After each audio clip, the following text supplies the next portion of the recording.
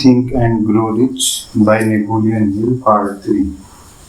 O. Henry discovered the genius which slept within his brain after he had met with great misfortune and was confined in a prison cell in Columbus, Ohio, being forced through misfortune to become acquainted with his other self and to use his imagination. He discovered himself to be a great author instead of a miserable criminal and outcast. Strange and varied are the ways of life. The stranger still are the way of infinite intelligence, through which men are sometimes forced to undergo all sorts of punishment before discovering their own brain and their own capacity to create useful ideas through imagination.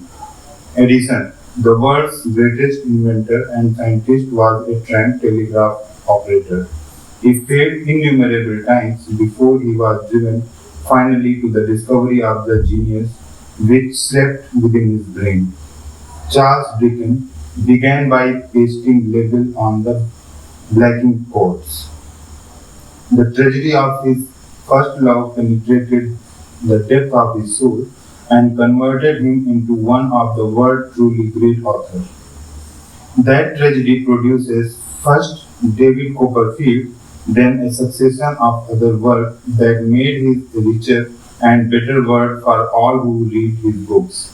Disappointment over love affairs generally has the effect of driving men to drink and women to ruin, and this because most people never learn the art of transmuting their strongest emotions into dream of the constructive nature. Helen Keller becomes deaf, dumb, and blind shortly after birth. Despite her greatest misfortune, she has written her name indelibly in the pages of the history of the great. Her entire life has served as evidence that no one ever is defeated until defeat has been accepted as a reality. Robert Burns was an illiterate country lad. He was cursed by poverty and grew up to be drunk in the bargain. The world was made better for his having lived because he clothed beautiful thoughts in poetry and thereby plucked a thorn and planted a rose in its place. Booker T. Washington was born in slavery, handicapped by race and color, because he was tolerant, had an open mind at all times on all subjects, and was a dreamer. He left his impress for good on an entire race. Beethoven was deaf, Milton was blind, but their name will last as long as time endures because they dreamed and translated their dreams into organized thoughts. Before passing to the next chapter, kindly endue in your mind the fire of hope, faith, courage, and tolerance. If you have these state of mind and a working knowledge of the principle described, all else that you need will come to you when you are ready for it.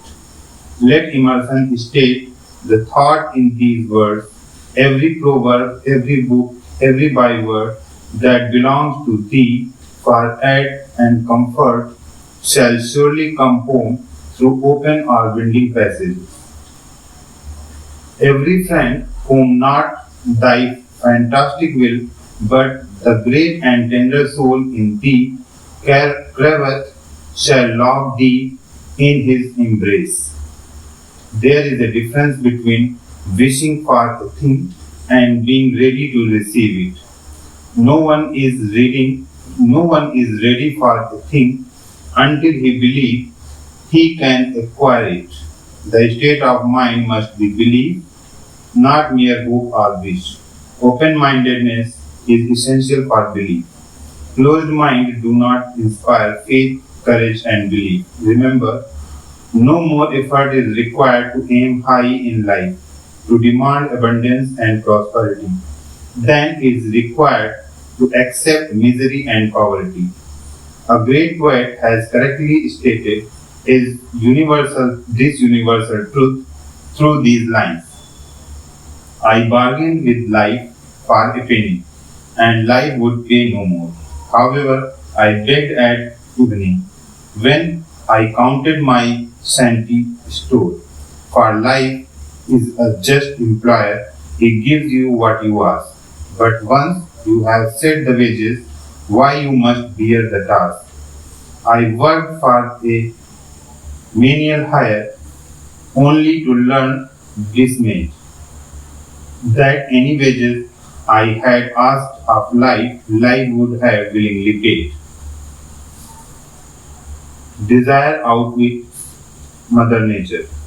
As a fitting climax to this chapter, I wish to introduce one of the most unusual persons I have ever known. I first saw him 24 years ago, a few minutes after he was born. He came into the world without any physical sign of fear, and doctor admitted when pressed for an opinion that the child might be deaf and mute for life.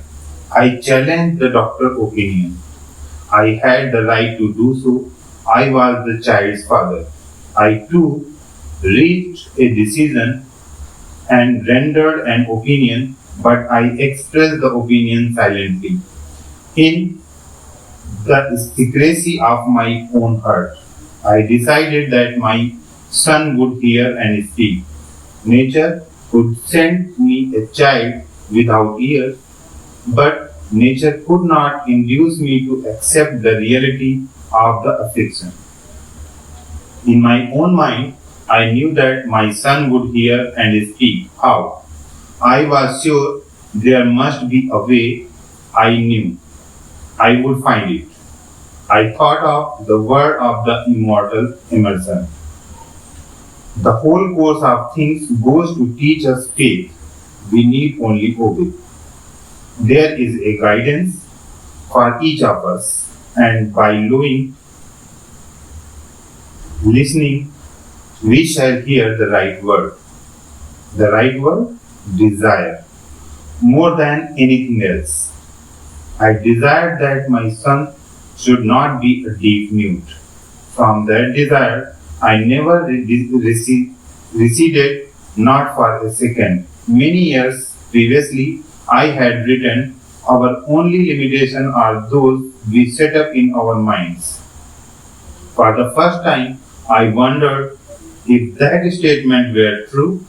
Lying on the bed in front of me was a newly born child, without the natural equipment of hearing. Even though he might hear and speak, he was obviously disfigured for life. Surely, this was a limitation which that child had not set up in his own mind. What could I do about it?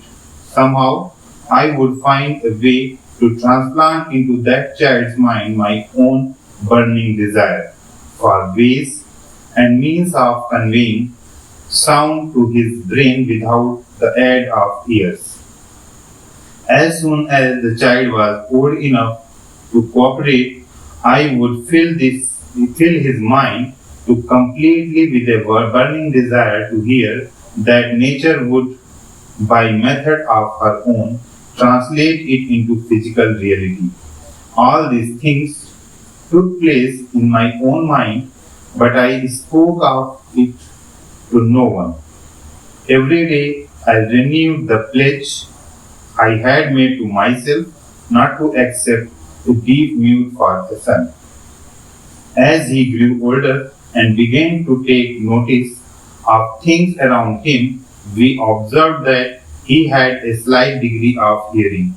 When he reached the age when children usually begin talking, he made no attempt to speak, but we could tell by his action that he could hear certain sounds slightly. That was all I wanted to know. I was convinced that if he could hear even slightly, he might develop still greater hearing capacity. Then something happened which gave me hope. I came from an entirely unexpected source. We brought a Victrola. When the child heard the music for the first time, he went into ecstasy and promptly appropriated the machine. He soon showed a preference for certain records among them. It's a long way to Tipperary. On one occasion, he played that piece over and over for almost 2 hours, standing in front of Victrola, which his teeth clamped on the edge of the case.